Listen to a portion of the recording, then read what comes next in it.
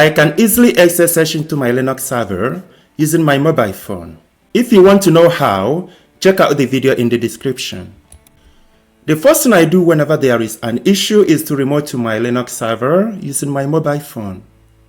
And instead of guessing, here are some commands that I use. The first thing I check is the server's health. Is it overloaded or has it been running smoothly?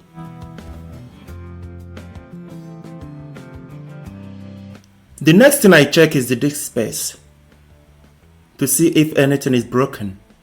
These commands help me find out. I usually start by seeing what's in the directories, especially when I am looking for configuration files. When you manage multiple servers, this saves you from making a mistake on the wrong machine. The next thing I check is the memory. If a server runs out of RAM, this can become painfully slow.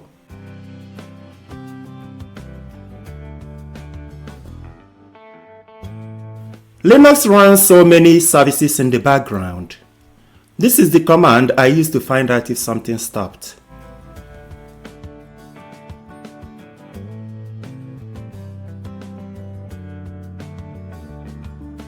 If it is a network problem, this is where I usually start, by finding out the IP address. Since I run Docker on my server, this is probably one of my most used commands. Oh, something is missing. If a Docker container is misbehaving, I go straight to the logs. If everything appears to be working, I run cmatrix, just for fun. Remember to subscribe.